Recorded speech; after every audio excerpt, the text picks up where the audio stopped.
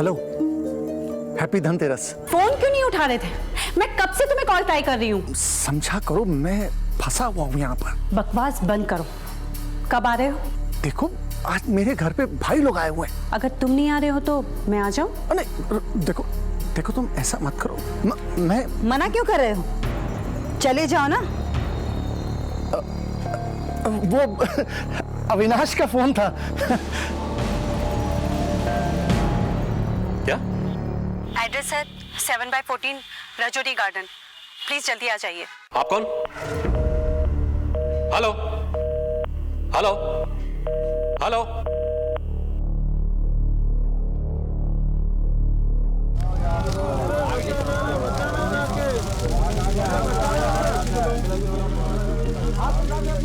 Fire brigade को phone करो। Sir, Chawla साहब की फैमिली अंदर है। बचाओ हमको, तो बॉडी चल रही है। फटाफट फायर फोर्स चले गया। Okay sir. चलिए पीछे पीछे पीछे चलिए।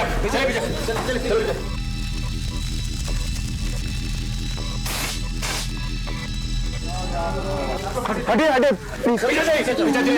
मिक्की, आप लोग कौन? सर हम इस घर के मालिक मिस्टर सुरेश चावला के कजिन है और ये उनकी फैमिली है सर। ये सुरेश का है? कहाँ है? क्या मतलब? देखिए, मतलब ये है कि यहाँ पर इन 3 बॉडीज के अलावा और कोई मौजूद नहीं था। आप लोग को खबर किसने दी? सर नेबर्स ने। हाँ सर, मैंने ही फोन किया था। आखिरी बार कब मिला आप उससे? सर अभी परसों ही भाई ने अपने घर में कार्ड पार्टी दी थी। धनतेरस के रोज।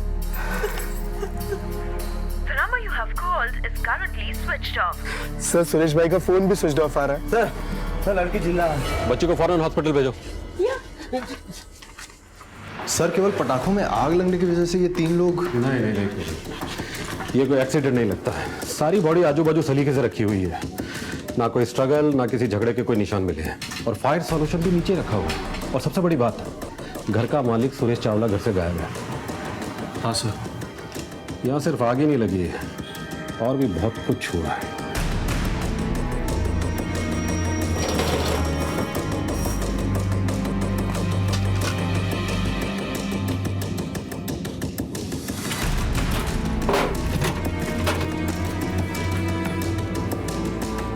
इस पूरे घर को देखकर तो ऐसा नहीं लगता कि यहाँ पर कोई चोरी डकैती या मारपीट कुछ भी हुआ होगा। मुझे तो एक कोई बहुत बड़ा गेम लगता है। 2 लाशें, 1 जख्मी, और घर का मालिक सुरेश चावला घर से गायब। एक काम करो सर, शहर के सभी नाकों में अलर्ट करवा दो और आसपास के सभी थानों में इसकी फोटो भिजवा दो। Okay sir. हो ना हो, इस आदमी का इस वारदात से कोई ना कोई कनेक्शन तो जरूर है। सर वो क्यों मारेंगे अपनी फैमिली को? सर वो अपनी फैमिली से बहुत प्यार करते थे। सर वो जान छिड़कते थे अपने बच्चों पर। सर भाई क्यों गायब है ये नहीं मालूम, बट वो ऐसा नहीं कर सकते सर। तो फिर कहाँ है तुम्हारे ये भाई साहब? सर कुछ समझ में नहीं आ रहा है। बच्चे की हालत कैसी है? सर वो आईसीयू में है। आप लोग जा सकते हैं। प्रवीण, ये फोन जिसने भी किया था वो या तो विटनेस थी या फिर अपराधी जो अपराध करके निकल गई। सर यानी कि यहाँ पर अपराधी एक औरत भी हो सकती है। ये सुरेश की फोटो आसपास के थाने में भिजवा दी। Yes sir. मुझे डर है कहीं ये शहर छोड़कर बाहर ना निकल जाए। इसका मोबाइल सर्विलेंस पे डाल दो। Yes sir.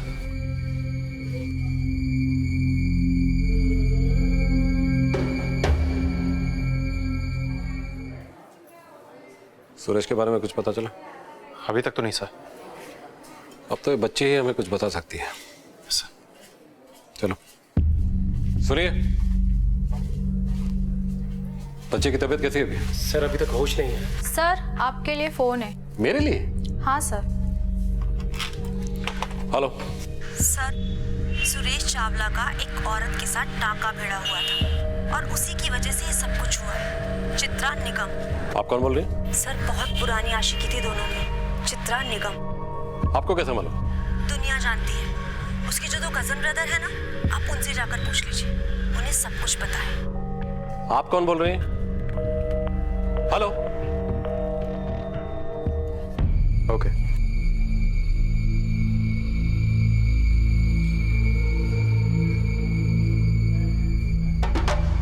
सर भाई और भाभी के बीच में तो प्यार ऐसा था जैसे made for each other.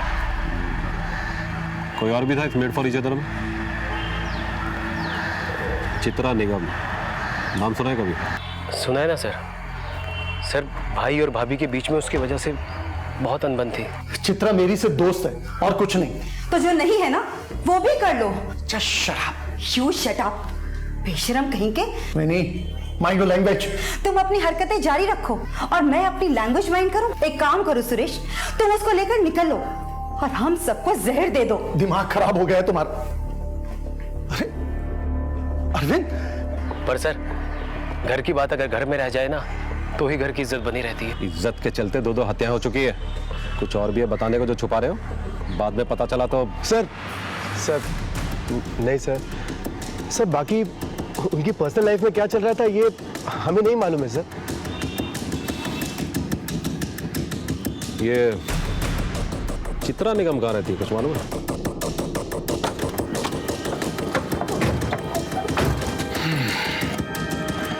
Praveen, hospital के लैंडलाइन नंबर पे किसी औरत का फोन आया था मेरे लिए।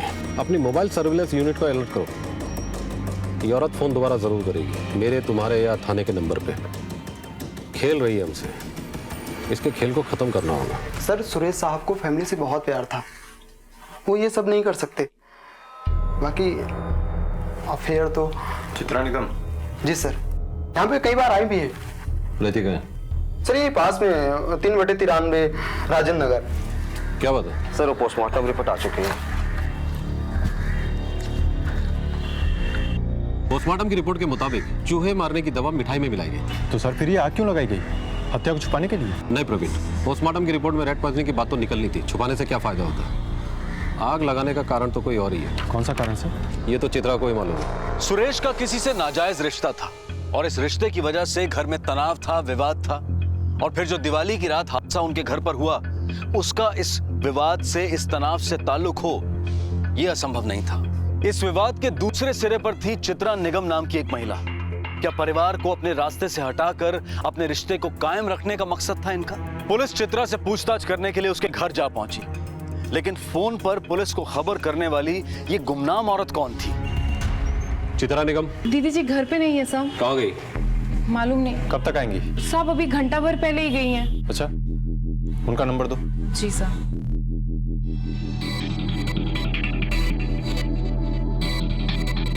The number you have called is not reachable. ये तो नॉट रीचेबल है सर। दिल्ली से बाहर जाने वाले सभी रास्तों पे अलर्ट करवा दो, खासकर दिल्ली गुड़गांव रोड।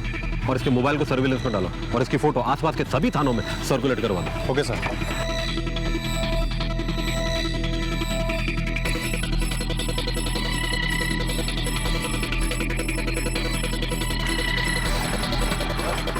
ये दोनों मिले हुए। Yes sir. Excuse me sir.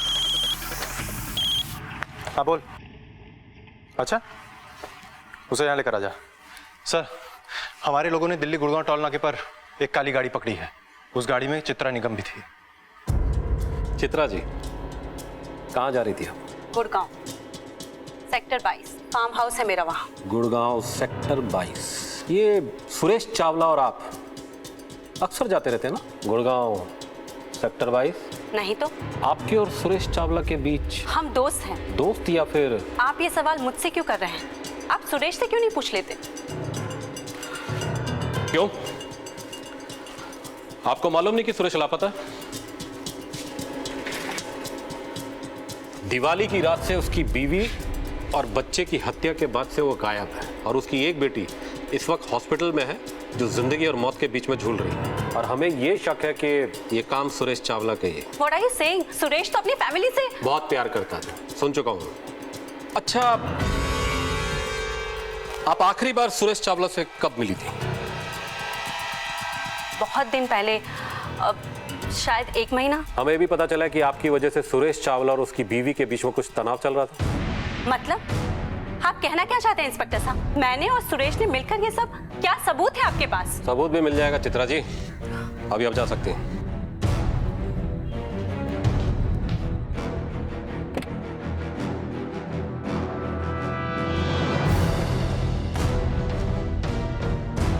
इस पर नजर रखो। Okay sir. हेलो। हेलो हाँ सर, सुरेश चावला कल होटल गजल में ठहरा था। होटल गजल, पहाड़गंज। दिवाली की सुबह सुरेश चावला नाम का कोई आदमी रुका था इधर? चेक करता हूँ सर। जी हाँ सर। साथ में ठहरा था? नहीं सर, अकेला था। यही था? लगता तो यही है। एक मिनट सर, पर्सनल आईडी के लिए ये वाला पैन कार्ड की कॉपी दी थी। सर ये तस्वीर तो बहुत पुरानी है, कॉलेज के समय की। कौन सा नंबर पे ठहरा था? 311 सर।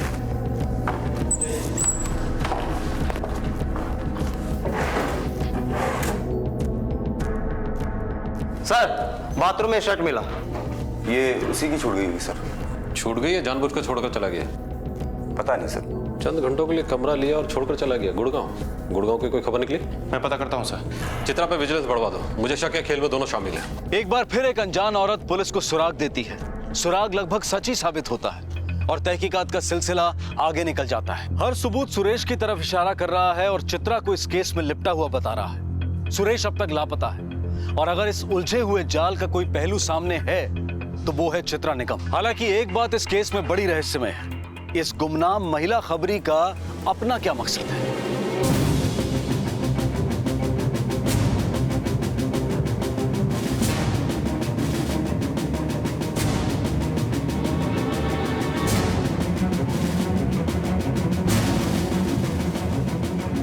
उस औरत ने जहां से कॉल किया था वहां का एड्रेस हमें मिल गया है। उसने राजेंद्र नगर के किसी पीसीओ से कॉल किया था। उसके ओनर का कहना है कि उसकी उम्र तकरीबन 30 से 32 साल की थी और जब हमने चित्रा की तस्वीर उसे दिखाई तो उसने कहा कि उसे शक्ल अच्छे से याद है। ये तो चित्रा हो सकती है या फिर सुरेश चावला की कोई दूसरी माशूका। लेकिन वो ऐसा खुद क्यों करेगी?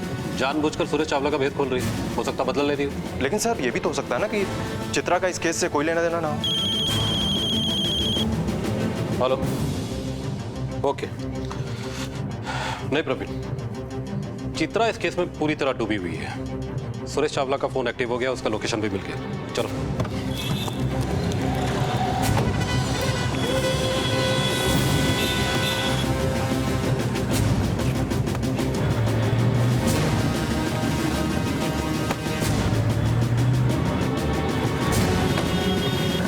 बाहर निकलिए। बैग खोलो। क्या ये? सर मुझे पता नहीं ये फोन मेरे पर्स में कैसे आ गया। आपको पता नहीं सुरेश का फोन आपके बैग में कैसे आ गया? हाँ सर मैं अपने पर्स में से कुछ निकाल रही थी और मैंने देखा कि सुरेश का मोबाइल इसमें से निकला और मैं। मैडम ज्यादा स्मार्ट बनने की कोशिश मत कीजिए। आप यहाँ अपने आशिक से मिलने आई थी और उसका फोन तो आपके पर्स में आ गया, लेकिन वो गायब। किधर है सुरेश? What nonsense! सर मुझे कैसे पता कि सुरेश कहाँ है? सुरेश कहाँ आप यहाँ बताएंगे थाने चलकर? सर मुझे सच में नहीं पता कि सुरेश कहाँ है। आप गलत कर रही है या क्या कर रही है? प्लीज मुझे समझने की कोशिश कीजिए। मुझे नहीं पता कि ये फोन इस बैग में कैसे आया और सुरेश के घर में जो कुछ भी हुआ उसमें मेरा कोई हाथ नहीं था। Sir please try to understand. लगता आप ऐसे नहीं बताएंगे। रिमांड में लो मैडम को। कुछ दिन हमारे यहाँ मेहमान बनकर रहेंगी ना तो खुद ब खुद जबान खुल जाएगी। Sir please sir, this is not fair. I want to speak to my lawyer. Sir ये गलत है। चित्रा के खिलाफ कोई ना कोई ठोस सबूत मिलना बेहद जरूरी है प्रवीण, वरना सीधा साफ निकल जाएगी। जिस किसी ने भी इस कांड को किया है ना, उसने अपने पक्ष में बड़ा सख्त केस बनाया है। अब एक ही है जो इस गुत्थी को ढीला कर सकता है। कौन है सर? हॉस्पिटल में दिया। हाँ हेलो, ओके डॉक्टर साहब। सर हॉस्पिटल से ही फोन था। डॉक्टर ने कहा है कि दिया को होश आ गया है। चलो फिर। क्यों आ रहा मम्मी को? क्यों आ रहा विक्की को? देखो बेटा, इंस्पेक्टर साहब तुमसे मिलने आए। कैसा है बेटा? क्या बोल रहे थे आप? क्यों आ रहा मम्मी को? क्यों आ रहा विक्की को? आपको पता है पापा किधर है?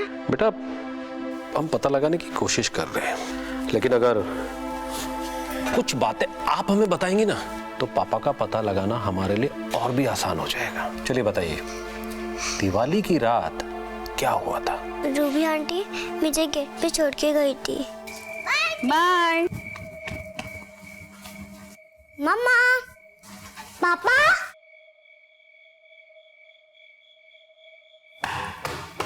मम्मा, मम्मा। और कुछ? हाँ, बाहर एक ब्लैक कलर की कार खड़ी थी। छोटी गाड़ी या बड़ी गाड़ी? याद नहीं, पर कार थी।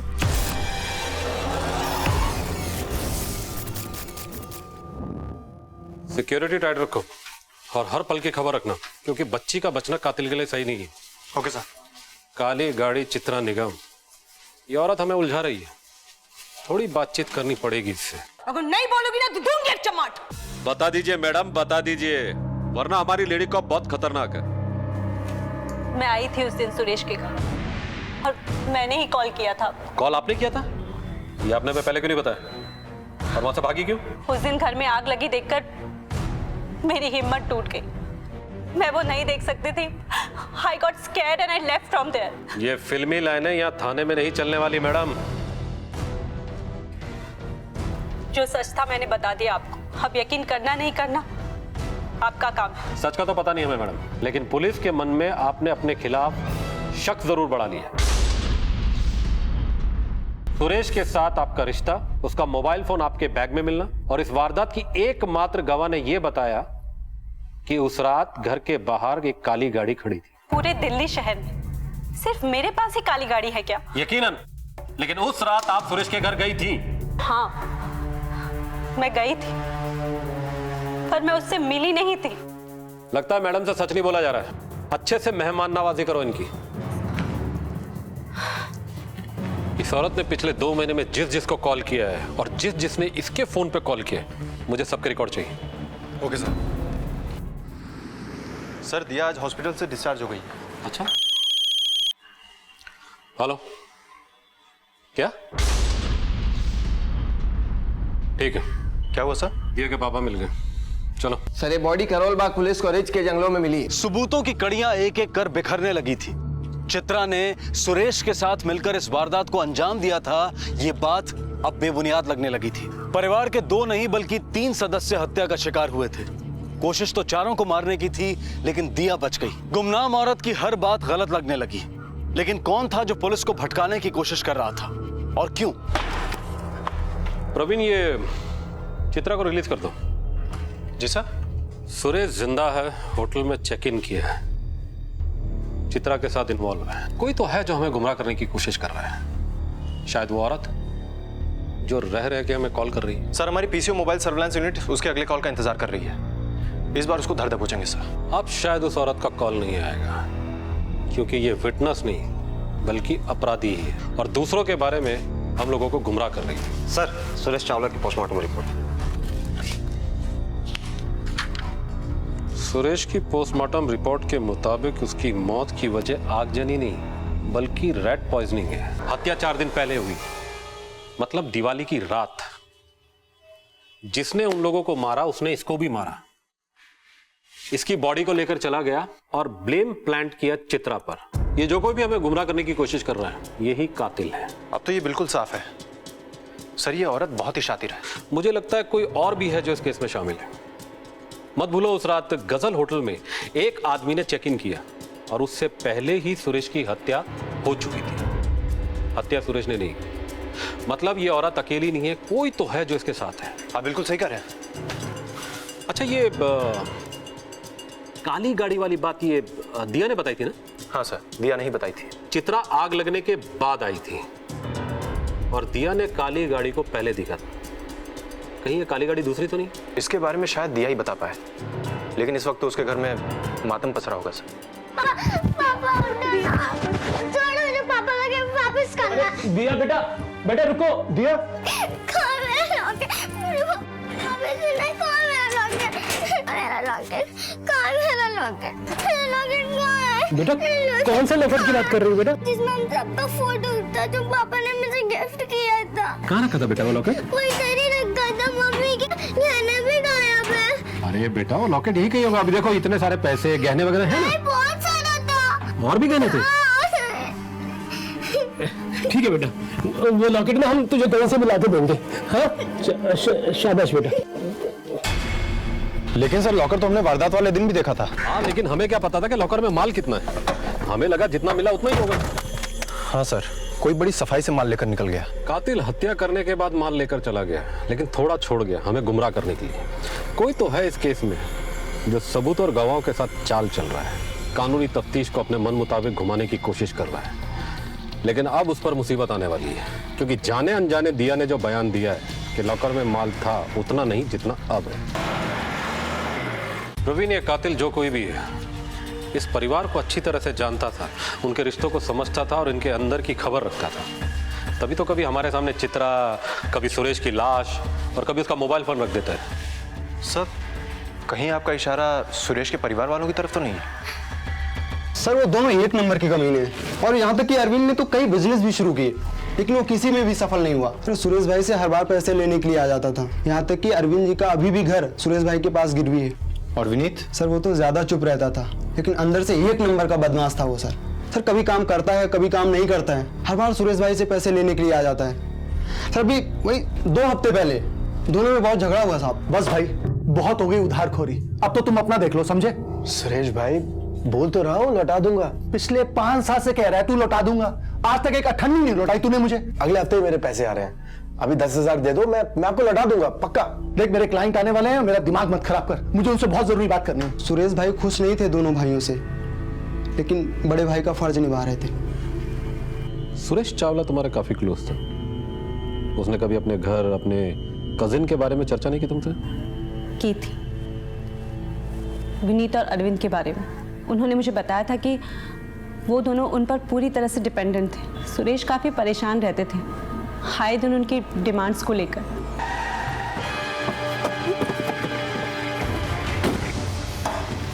हर जगह की तलाश लो। सर क्या हुआ सर?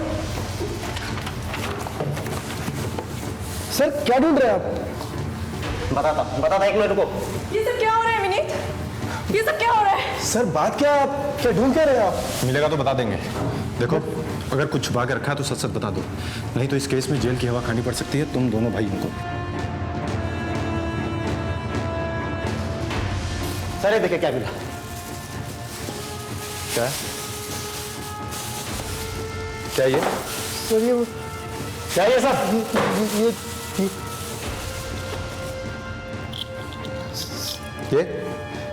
ये लॉकेट तुम्हारे पास कैसे आया? क्या ये? सर मेरा नहीं है सर। आप पीछा किए, अभी से तू थाने में बताना। अरे लेकिन मेरी बात तो सुनिए सर। नहीं चल सब अरविंद भाई को फोन करो और कभी सर मेरी सर प्लीज सर बता रहा हूँ सर उस दिन धनतेरस के रोज सुरेश भाई के घर में कार्ड पार्टी हुई थी। भाई देख, आज धनतेरस है, लक्ष्मी किस पे मेहरबान होगी ये आज ही के दिन डिसाइड होता है। पत्ते बहुत सा पैसा हार गए थे हम दोनों भाई, तो जब सुरेश भाई लापता हुए तो ये देख विनीत, ये सब तेरे लिए है। इतना सारा पैसा ये कहां से आया? सुरेश भाई की तिजोरी से। और देख विनीत, मैं अपना हिस्सा रख चुका हूँ, ये सब तेरे लिए है, रख ले से।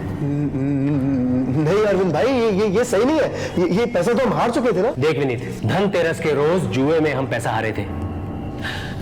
वैसे भी सुरेश भाई तो यहाँ है नहीं, पता नहीं कब आएंगे, तो ये पैसा अपना ही है, रख लेने। नहीं अरविंद भाई, मुझे ये सही नहीं लग रहा।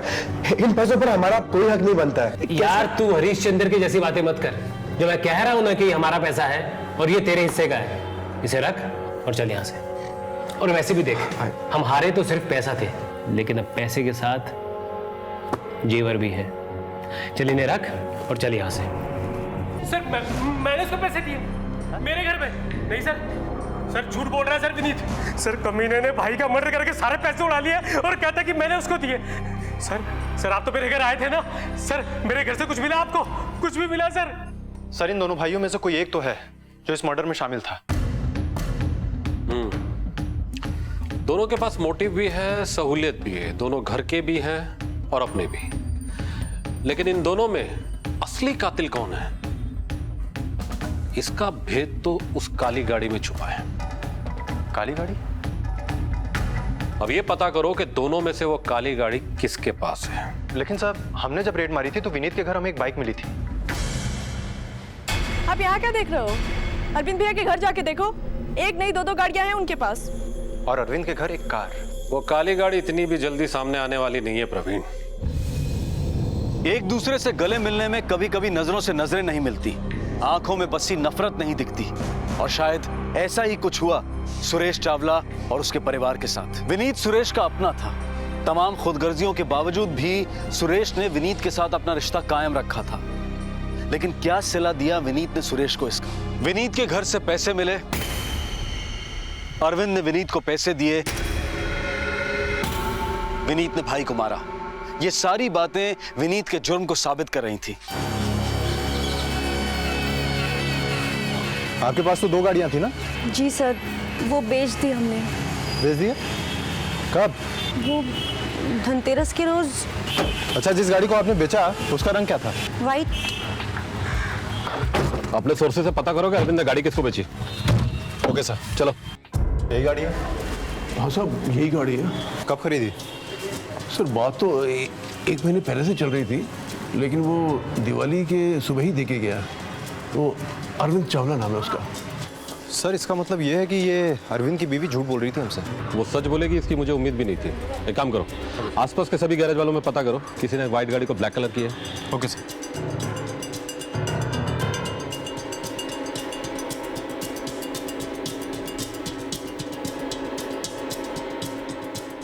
हाँ साहब, एक वाइट गाड़ी को काला कलर किया था, लेकिन साहब उसका मालिक बड़ा ही अजीब था।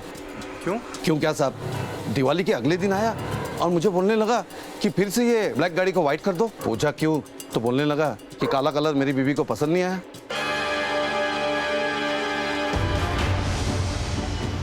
ड्रामा बहुत हो चुका है प्रवीण, अब एक ड्रामा हमको भी करना होगा।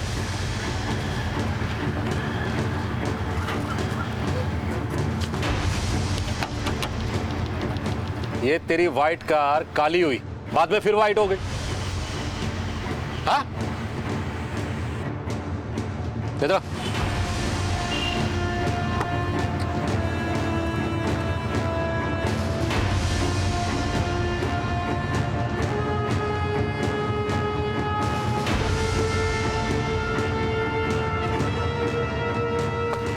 क्या है ये सब? कहाँ जा रहा है भाग के? चल थाने। चल। आस्तीन का सांप घर के मालिक और उसके परिवार को काट कर निकल गया और फिर घर में ही मासूम बना बैठा रहा। अरविंद की चाल किसी शतरंज की बाजी से कम नहीं थी, जहां हर चाल बहुत पहले से ही सोच ली गई थी। भाई और उसके परिवार को मौत देने का खेल कब से चल रहा था, ये तो शायद अरविंद ही जानता था। धनतेरस के दिन नई गाड़ी खरीदी थी हमने। अरविंद चलो ना कहीं लॉन्ग ड्राइव पर चलते हैं, बहुत मजा आएगा। मनाली चलते हैं। अरे छोड़ो ना लॉन्ग ड्राइव, भाई के घर चल के कार्ड पार्टी करते हैं। देखना रात में वहाँ कार्ड पार्टी करेंगे ना तो कितना मजा आएगा। और एक बात और, भाई को जाके अपनी नई गाड़ी दिखाएंगे। हाँ। तो जब भाई जलेंगे ना तो सोचो क्या मजा आएगा। भाई के घर पहुंचे तो भैया भाभी में चित्रा को लेकर घमासान मचा हुआ था। चित्रा मंत्र बना लिया तुमने उसे। बाबा कम से कम त्योहार के दिनों में तो कलेश मत करो। मनी मन तो उसका नाम जपते रहते हो, तो फिर चले क्यों नहीं जाते? मजाक बना के रख दिया तुमने इस रिश्ते का। मुझे तो ये समझ में नहीं आता कि मैं करूं तो क्या करूं। भाभी। अरे तुम लोग। भाभी धनतेरस मुबारक हो। हाँ तुम लोग को भी। आओ। अरे अरविंद भैया भाई आओ। भैया धनतेरस मुबारक हो। तुम्हें भी। भाई इधर आओ। भैया मैंने नई गाड़ी खरीदी। अरे वाह क्या बात है, मुबारक हो, कॉन्ग्रेचुलेशन। भैया अब तो पार्टी जमेगी। क्यों नहीं? चलिए आइए। दहला गुलाम बेगम। सुरेश भाई ठहरे पुराने जुआरी, हर दाव जीतते गए और मेरी और विनीत की जेबें खाली करते गए। अब बोल कुछ है तेरे पास लगाने के लिए? अरे नंगा हो गया ना। नहीं भाई, मैं और खेलूंगा। आजा। अरे अरविंद तुम पागल हो गए हो, बस और नहीं खेलना बस। तुम चुप रहो। वाइफ के मना करने पर भी नई गाड़ी दांव पर लगा दी थी मैंने। भाई ये नई गाड़ी की चाबी। चलो लगाते हैं। बस अब और नहीं खेलना। नहीं भाई मैं तो और खेलूंगा। भाई तुम पत्ते फेंटो। अगर तू हार गया ना तो गाड़ी तो तेरी गई है?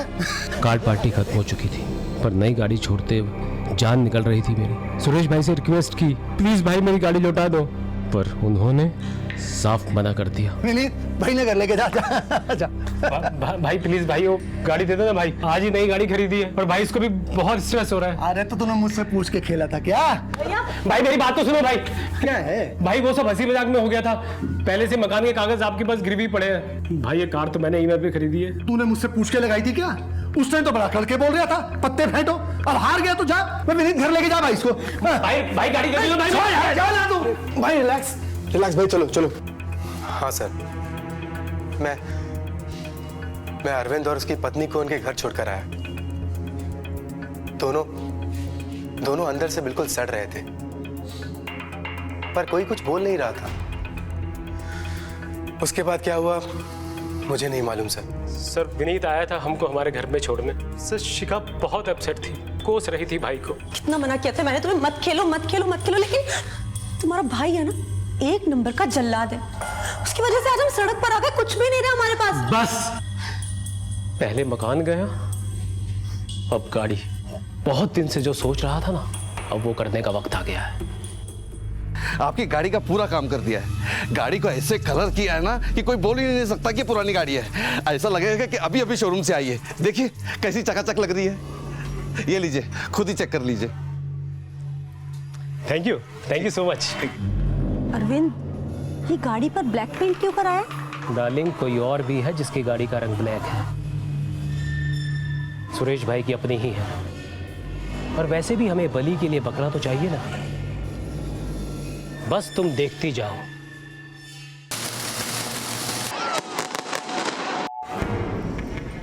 तुम्हें सब याद है ना क्या करना है? दिवाली की शाम पूरी तैयारी के साथ मैं और मेरी बीवी सुरेश भाई के घर जा पहुंचे। भाई हैप्पी दिवाली। तू यहाँ कैसे आ गया? भाई परसों जो भी बदतमीजी मैंने आपके साथ की, उसके लिए मैं बहुत शर्मिंदा हूं। मुझसे गलती हो गई, लेकिन आपकी कसम भाई, हमेशा आपको अपने बाप के जैसा माना है मैंने। तू भी ना बहुत जल्दी उतावला हो जाता है। चला बैठ, आजा आजा। और सुना भाई, दीपावली पे अपने दोस्तों यारों से मिलना जुलना हो गया? भाई आपसे बढ़कर कौन है? हैप्पी दीपावली भाभी। अरे अरविंद भैया, तुम हैप्पी दीपावली। भाभी जरा मेरे लिए एक कप गर्मा गर्म चाय तो लेके आओ। हाँ भैया, बस अभी देती हूँ। अरे तुम यहाँ क्या कर रही हो? जाओ भाभी के पास जाओ, उनकी हेल्प करो। अरे भाभी, दिवाली मुबारक हो। तुम्हें भी मुबारक।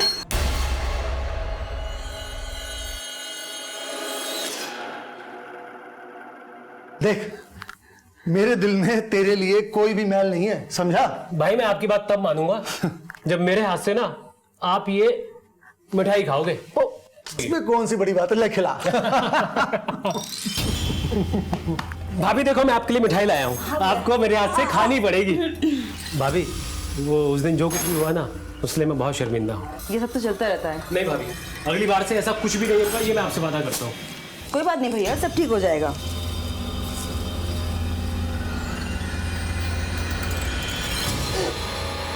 भाभी क्या हुआ? मेरे गले में कुछ फंसा है, सांस लेना मुश्किल हो रहा है। मिठाई में कुछ था क्या? भाभी, अरे क्या हुआ वहां? ये मिठाई जल्दी से बच्चों को खिला के आओ। चलो जल्दी जाओ। अरे भैया।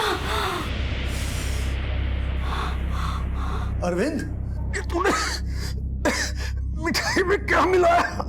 कुछ नहीं भाई, बस अपनी गाड़ी और अपना घर छुड़वा रहा हूं।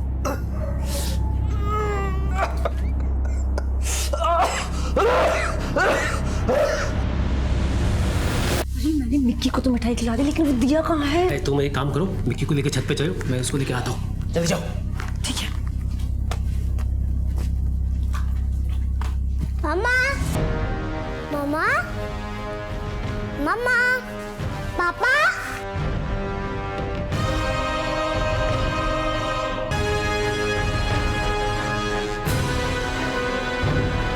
तो जल्दी करो।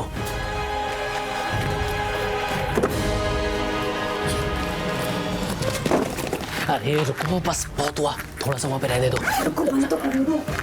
जल्दी करो यार, हमें निकलना है यहाँ से।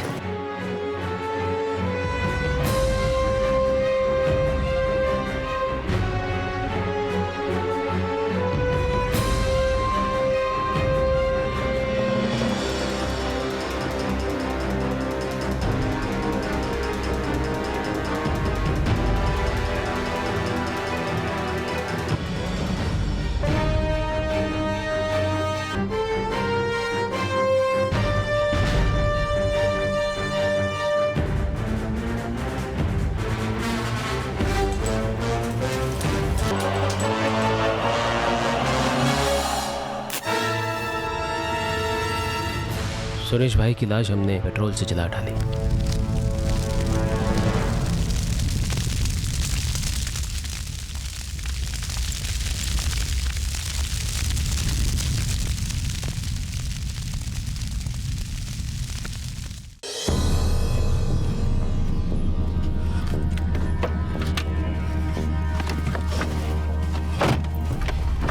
चलो अब जल्दी यहाँ से निकलते हैं, वरना वहां पे पता चले हल्ला हो गया।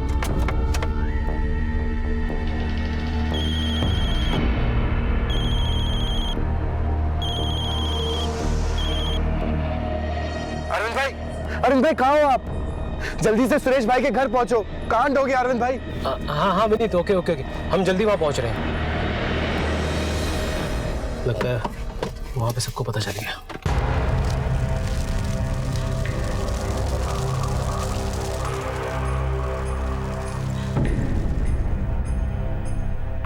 इसके बाद मैंने पहाड़गंज के एक होटल में सुरेश भाई के नाम से एक रूम बुक करवाया। वेलकम टू होटल गजल सर। एक रूम चाहिए था। तो कोई आईडी वगैरह है? बस ये लीजिए। सर फोटो में तो आप पहचान में नहीं आ रहे, आप दिखने में कुछ और लग रहे हैं, इसमें कुछ और है। अरे साहब, जब ये पैन कार्ड बनाया तब मेरी उम्र 22 साल थी और आज मैं 35 साल का हूँ।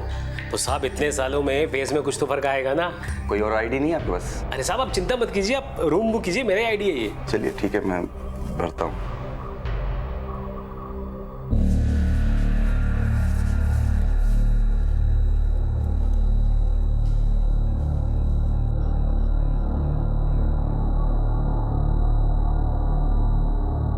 इस कांड के बारे में पुलिस को शक चित्रा और सुरेश भाई पर हो, इसलिए पुलिस को एक के बाद एक गुमनाम फोन कॉल्स करके गुमराह किया।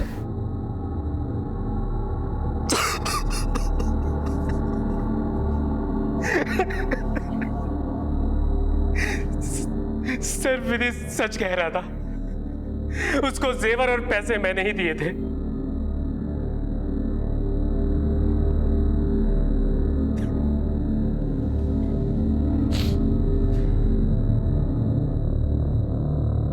रिश्तों की बुनियाद प्यार और विश्वास पर टिकी होती है। एक भी पहलू हिला नहीं कि रिश्तों की इमारत ढह जाती है। सुरेश के परिवार के प्रति अरविंद का प्यार महज एक दिखावा था।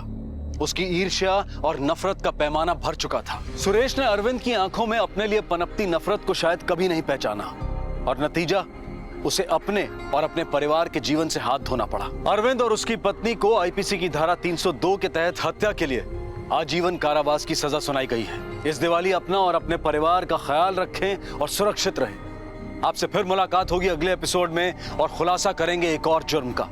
देखते रहें क्राइम पेट्रोल। सबक एक को, सीख हम सबको। जय हिंद।